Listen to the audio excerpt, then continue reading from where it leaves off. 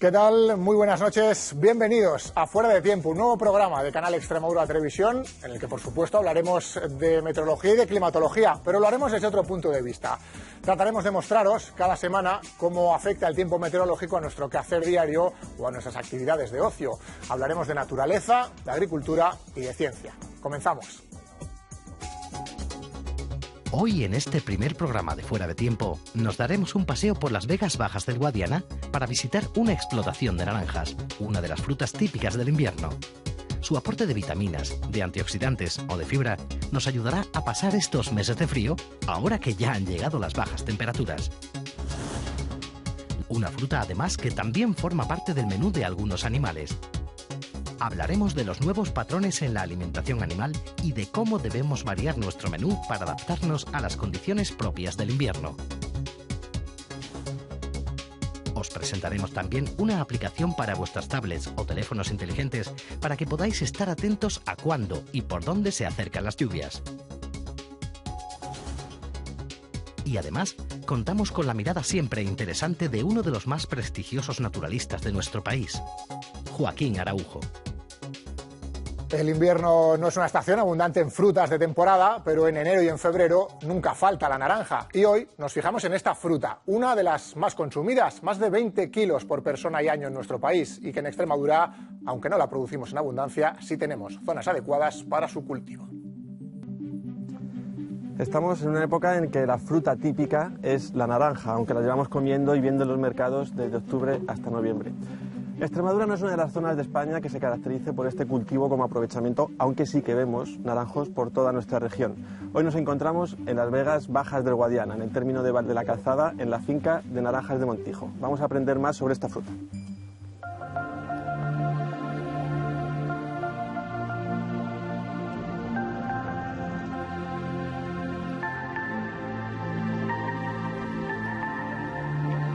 Para conocer la finca vamos a hablar con Manolo, que es un empleado de la empresa Naranjas de Montijo. Hola, ¿qué tal, Jesús? Buenos días, Manolo, muchas gracias por atendernos. Nos va a enseñar un poco la finca y las necesidades de los naranjos. Perfecto, encantado de recibirlo. Pues venga, vamos.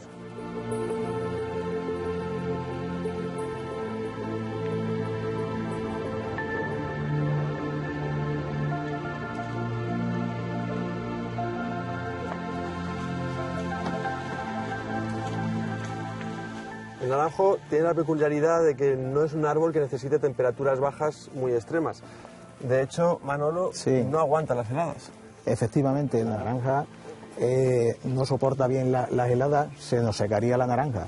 De hecho, la ubicación de la finca está justamente al lado del río porque favorece una temperatura suave y que no se formen esas heladas. Y además, cuando florece, no necesita un número de horas frío como otros frutales. Efectivamente, la peculiaridad que tiene el naranjo con respecto a otros frutales es que no necesita horas frío.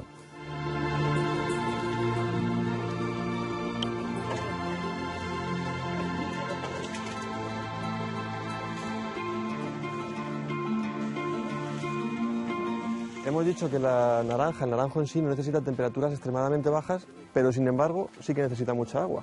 Efectivamente, el naranjo necesita mucha agua y aproximadamente unos 1000 litros se los lleva al año. En caso de no tener esa precipitación, como sucede en las Vegas Bajas del Guadiana, pues lo que hacemos es que recurrimos al riego, que veo que tenemos... Efectivamente, tenemos dos sistemas. Esta boca que se ve aquí de la tubería, que viene canalizado a través de la acequia. Para el riego por gravedad. Que efectivamente abrimos la llave y corre por todo el surco.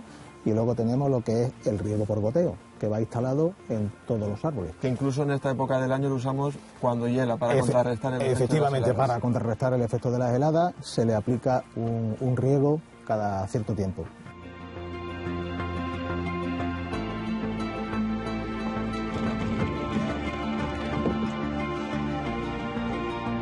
Bueno, una vez que las cogemos, el proceso es llevarlas a la nave y envasarlas. Exactamente. Vamos para allá. Vamos para allá. Venga.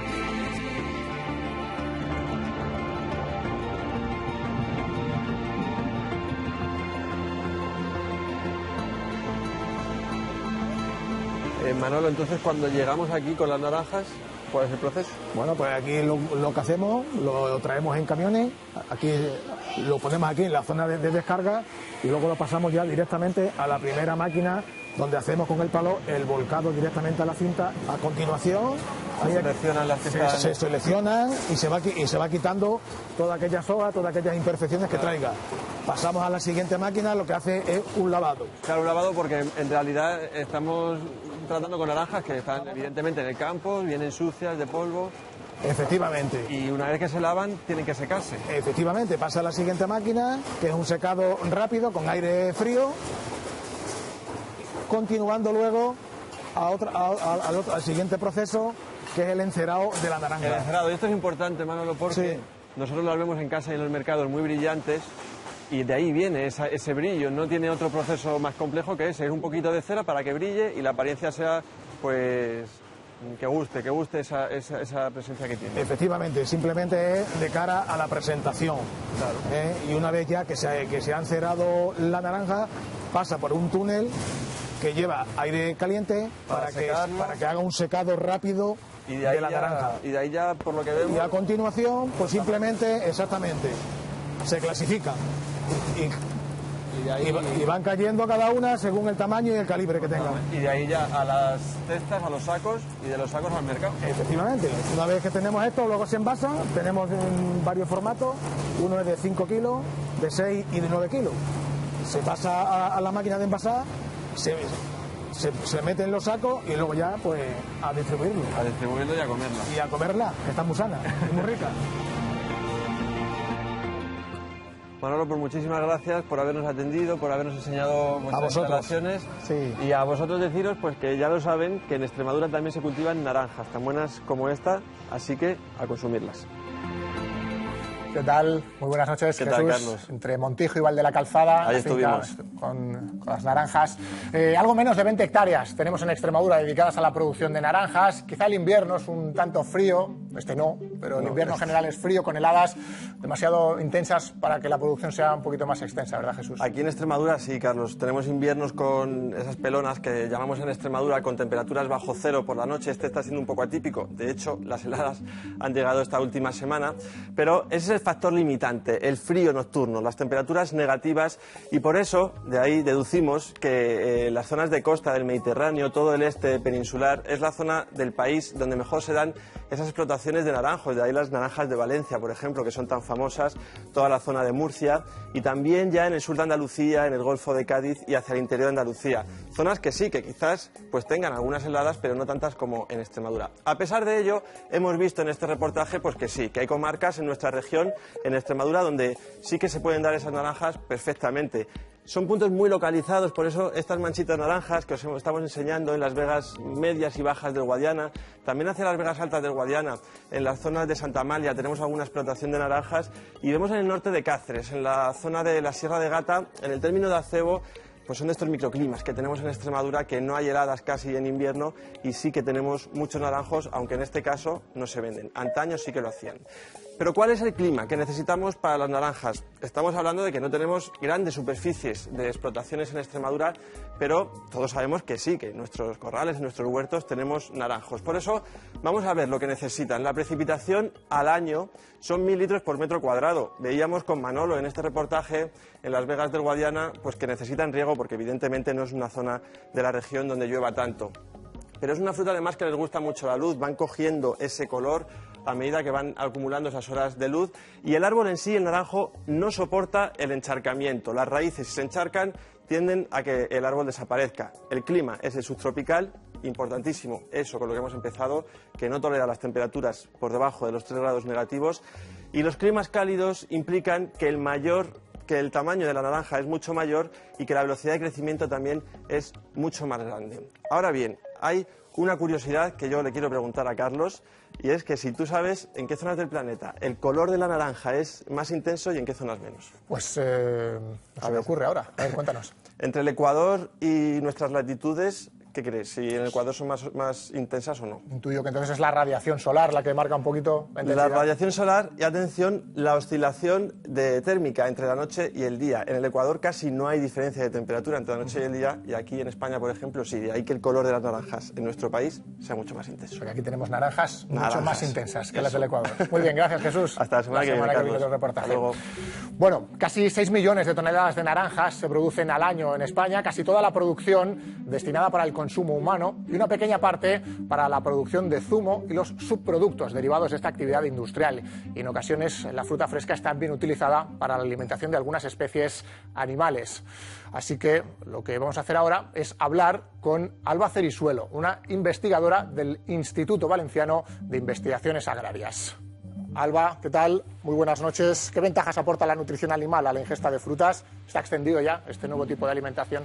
Buenas noches. Pues en realidad es un tipo de alimentación que se ha utilizado desde siempre. El ganado viene siendo alimentado con subproductos agroindustriales o de hortofrutícolas desde siempre, y como principales ventajas pues tenemos que es reaprovechar un subproducto que en realidad no tendría otra finalidad. A nivel medioambiental es muy ventajoso. El precio, normalmente suelen ser ingredientes un poco más baratos, y por otro lado que no compiten, son ingredientes que no compiten con alimentación humana, como por ejemplo los cereales y la soja, que en realidad sí que compiten con alimentación humana. ¿Y estos subproductos en qué especies se suelen utilizar más? Quizá en la cabaña porcina está menos extendido el uso de este tipo de alimentación. Así es. Como subproductos cítricos, pues tenemos sobre todo la pulpa cítrica, que viene de la producción del zumo, o los subproductos de destrillo, que son frutos enteros. Generalmente, si son en fresco, se utilizan para rumiantes. Es más fácil su utilización en este sector. En cambio, si son secos, pues pueden ir también a monogástricos como el porcino. Actualmente hay pocos estudios con respecto a su valor nutricional en esta especie, pero bueno, es una alternativa bastante que va a ser estudiada. Y hablamos además de la pulpa de la naranja, de otro tipo de subproductos, como por ejemplo otros tipos de fruta y hortaliza, tomate, uva. Sí, así es. Aparte de los cítricos, pues también hay muchos subproductos que provienen directamente de la huerta, de los residuos de cosechas, pues como por ejemplo la alcachofa o el tomate, el brócoli, cebollas, pimientos. En realidad todos estos subproductos pueden ser utilizados en la cabaña ganadera. Lo único que hace falta pues es tener un buen asesoramiento en cuanto a su valor nutricional y poder utilizarlos bien en el campo. ¿Y qué efectos tiene sobre la producción tanto de leche, carne como sus derivados? Pues en realidad eso es lo que se busca, el poder utilizar este tipo de subproductos alternativos sin que haya un efecto perjudicial sobre la producción en general, pues leche, carne. De hecho, ahora mismo se están realizando estudios en la Universidad Politécnica de Valencia o aquí mismo en el IBIA para ver que en realidad, pues en el caso de cítricos, que es lo que más estudiamos, no hay efectos sobre la producción de leche en cantidad y en calidad, y en el porcino pues no hay efectos, por ejemplo, sobre la calidad de la carne. Bueno, pues muchas gracias, Alba, por atendernos esta noche. Nada. Este es nuestro primer programa. Cumplimos ya casi el segundo tercio del invierno y aunque ha tardado en llegar el frío, debemos adaptarnos a la bajada de las temperaturas, modificando nuestro vestuario o nuestras rutinas, pero también debemos adecuar nuestra alimentación. Así que nos hemos acercado esta semana también al mercado para hablar de nutrición. El comienzo de año es sinónimo de bajas temperaturas y es que climatológicamente estamos en el periodo más frío, una época del año en la que nuestro cuerpo puede necesitar una ayuda extra para funcionar correctamente. Cuidando nuestra alimentación conseguiremos combatir el frío. Y hemos quedado con Pedro Gil, un nutricionista que nos va a contar cómo debemos alimentarnos en esta época del año.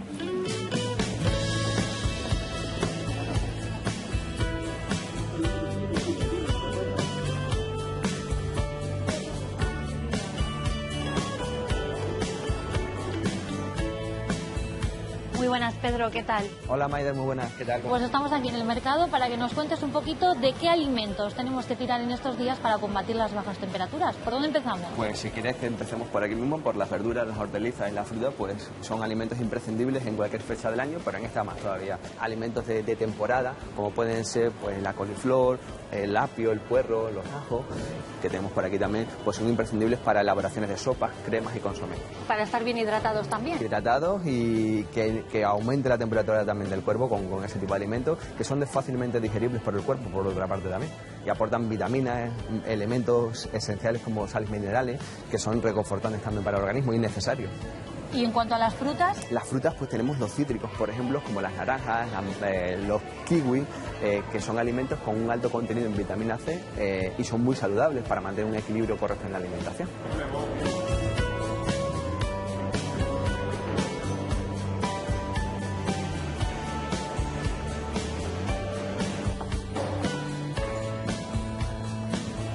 Bueno, Pedro, y en el norte de Europa, por ejemplo, el clima en invierno es mucho más frío que en nuestra región. ¿De qué se alimentan allí fundamentalmente? Correcto, en el norte de Europa el clima es bastante más extremo que aquí y es necesario el aporte también de alimentos grasos, pero entendemos como grasas saludables aquellos alimentos que nos aportan los ácidos grasos tipo poliinsaturados, los omega 3. Alimentos, por ejemplo, como las sardinas, como los arenques, como el atún, como el salmón, forman parte importante de la alimentación de estos países por su tradición, por su cultura, pero también por las necesidades nutricionales que tienen en esos lugares. Es cierto que en estos países nórdicos también aportan otra serie de alimentos muy semejantes a los que nosotros aportamos en la dieta mediterránea, como es el aporte de legumbres, pero también utilizan otros alimentos como son los orgánicos, que nosotros, por ejemplo, aquí pues todavía no se están introduciendo en la medida que se deberían introducir, con lo cual hace una alimentación bastante saludable.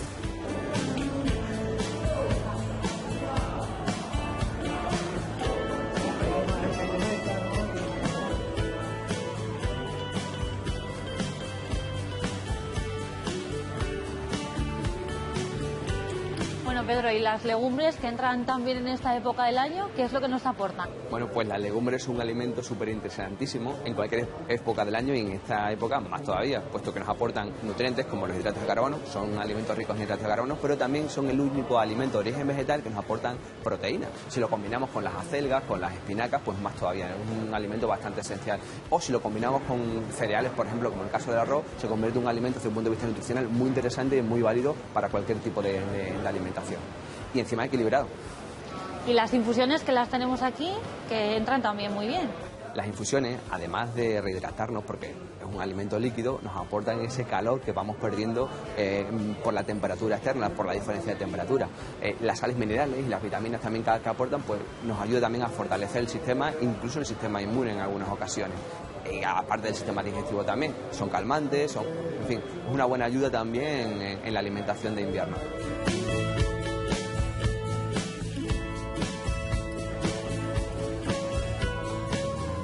Pedro, ya por último, ¿qué nos aconsejas si, por ejemplo, queremos desarrollar un deporte de invierno como es el esquí? Bueno, pues para este tipo de deporte que se desarrolla en altura y en frío es necesario el aporte de alimentos que nos aporten un nivel energético importante también. Las legumbres, el arroz, por ejemplo, con alguna verdurita, pues es interesante. Alimentos como el pescado, por ejemplo, el salmón o la caballa también se hace interesante para desarrollar con plenitud este tipo de deporte. Bueno, pues muchas gracias por habernos atendido hoy. Muchas gracias por esos consejos que nos has dado y a ustedes ya saben cómo alimentarse frente a estas bajas temperaturas. Un invierno al que, por cierto, le ha costado entrar. Hasta prácticamente esta semana no hemos tenido temperaturas excesivamente bajas propias del invierno. Eso sí, estos últimos días han estado marcados por un intenso episodio de viento, de lluvia y de nieve. Precipitaciones que han dejado más de 150 litros por metro cuadrado en algunas localidades de Castilla y León, Galicia o el País Vasco y que han provocado la crecida de algunos ríos, el Duero, por ejemplo. Además, a lo largo de esta semana hemos notado ya la entrada del aire frío y los termómetros han dejado heladas casi generales por el norte y por el sur del país, en zonas de sierra hasta 13 grados bajo cero y con frío y lluvia, claro, llegó la nieve y hemos tenido que usar de nuevo las cadenas en muchos puertos. Y aquí en Extremadura también hemos visto cómo algunas de nuestras cumbres se teñían de blanco. También hemos tenido algo de nieve en puntos de sierra, sobre todo del norte de la región. Ha nevado entre el domingo y el martes y de manera muy discreta, incluso en la madrugada del jueves hemos visto algunas nevadas, sobre todo, como decíamos, por las sierras del norte cacereño, donde en Hervás, por ejemplo, esta semana hemos visto imágenes como estas.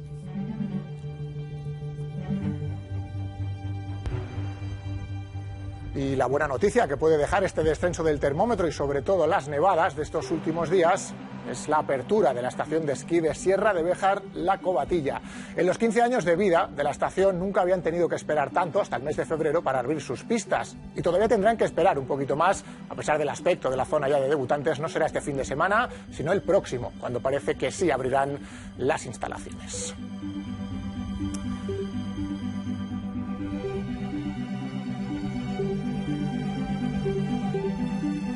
Y otra buena noticia que puede dejar la llegada de este frío está en esta planta que vemos, en el camalote. En octubre, esta planta tropical cubría todo el ancho del río Guadiana a su paso por Medellín, en las Vegas Altas. Con la llegada del invierno, la actividad del camalote se reduce y su presencia es mucho menos evidente. Y es ahora cuando se debería aprovechar para limpiar el cauce del río Y así se ha comenzado a hacer tras la apertura de la presa de Montijo para rebajar el nivel del Guadiana. Esta semana la Junta de Extremadura ha ido un paso más allá. Ha declarado el nivel 1 de gravedad previsto en el Plan Territorial de Protección Civil y se ha reclamado incluso la intervención de la UME, sin demasiado éxito, para que efectivos del Ejército se unan a los limitados medios de la Confederación. El objetivo, atacar al camalote en su momento más débil.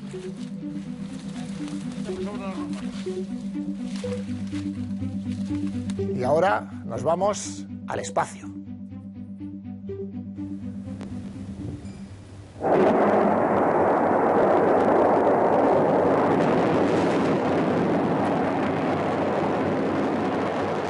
Estas que ven son imágenes del lanzamiento de un nuevo satélite que pondrá en órbita la Agencia Espacial Europea en su programa Copérnico, el Sentinel-3.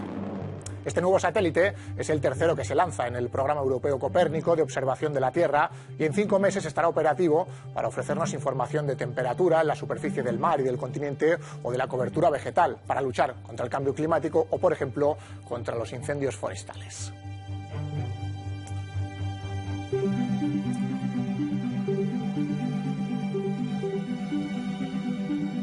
Y del cielo a la tierra, de nuevo, hablamos ahora de uno de los eventos que tendrá lugar este fin de semana. Un evento que va a tener lugar en Garrovillas de Alconétar. Las temperaturas del invierno han adelantado algo la floración del almendro, unas cuantas semanas en Extremadura. Aún así, como cada febrero, desde hace 16 años, se celebra en la localidad cacereña de Garrovillas de Alconétar la fiesta del almendro en flor, la única en la región dedicada a este frutal.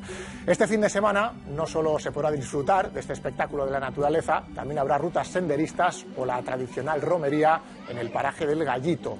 Una cita en la que además se podrán degustar platos propios de la localidad. Y como no, vamos a ver qué previsión les espera a los que acudan a este evento en Garrovillas de Alconétar, que tendrá lugar durante este fin de semana.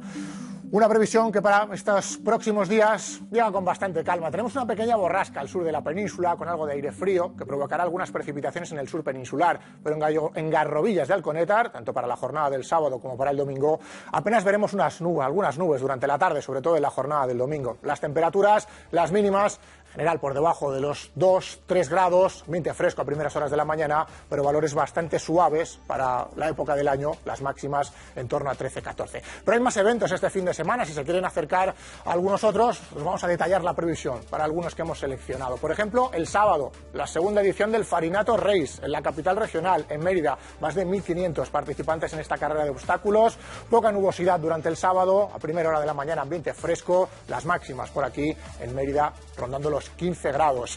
Si no quieren mancharse de barro en el Guadiana, en ese Farinato Race, les proponemos también una repoblación popular de árboles en la Sierra de Gata, en el municipio de Hoyos. No es la primera que se hace tras el incendio de Gata de este pasado verano. Ambiente frío con heladas durante el sábado, primeras horas de la mañana, pero ambiente bastante suave durante el tramo central del día en esa localidad del norte de la provincia de Cáceres. Y apuntamos un evento más para este fin de semana, la cuarta ruta BTT en Jerez de los Caballeros. Por aquí sí, decíamos en el sur, ambiente un poquito más nuboso, así que durante la jornada del domingo sí tendremos el cielo un poquito más encapotado. Eso no va a impedir que las mínimas bajen a los 2 grados en Jerez de los Caballeros y que se queden en 15, por ejemplo, durante la tarde del domingo. Y destacamos también una prueba del circuito de ciclismo para este fin de semana. Es una prueba que se va a realizar en Don Benito. Es la 50ª edición del circuito Guadiana Copa Élite Sub-23. Pocas nubes para la jornada del domingo, para esta prueba de ciclismo. Temperaturas el domingo en Don Benito incluso rondando el umbral de los 16 grados.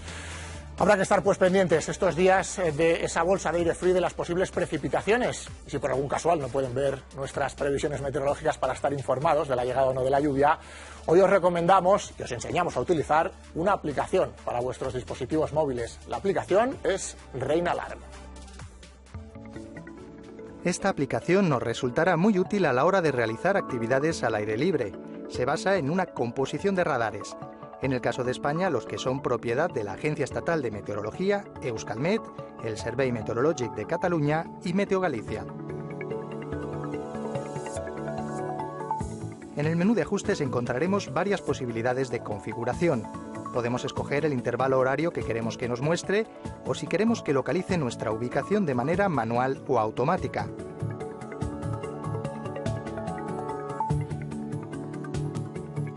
A partir de ahí elegiremos las alarmas de lluvia. Por ejemplo, que no nos moleste durante la noche, el sonido con el que queremos que nos avise o si preferimos que se exprese en kilómetros o millas.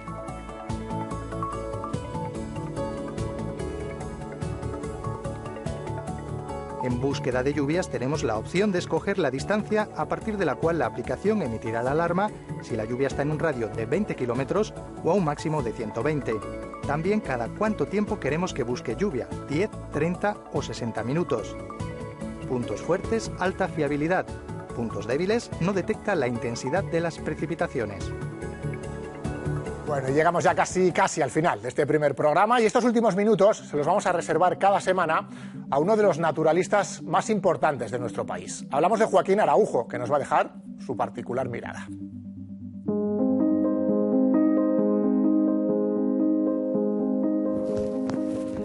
Desde hace 38 años, mis ojos permanecen casi continuamente admirados de poder contemplar paisajes como el que ahora nos acoge. Desde el momento en que conocí la comarca extremeña de las Villuercas, decidí considerar que había nacido aquí. Me convertí por voluntad propia en extremeño. Y esa decisión tiene mucho fundamento. En primer lugar, porque aquí casi todo lo que pueden acariciar tus 5 sentidos es atalantador. Y esa preciosa palabra en peligro de extinción, como muchas de las realidades palpitantes de este mundo, quiere decir algo fundamental para entendernos. Significa ser cuidadoso, ser hospitalario, ser acogedor, compartir. Y esas destrezas de la moralidad, del comportamiento ético, también se aprenden en paisajes como el extremeño. Aquí, en Extremadura, la hospitalidad no está hospitalizada. Existe la posibilidad de convivir con algunas de las mejores dietas visuales de todo el viejo mundo. Pero también no queremos olvidar en absoluto a todo lo que significa uno de los mejores patrimonios, tanto históricos como artísticos. Y por supuesto, esa extraordinaria vocación de los extremeños de sentirse orgullosos de una tierra todavía viva donde es posible encontrarse casi a diario con la belleza en libertad.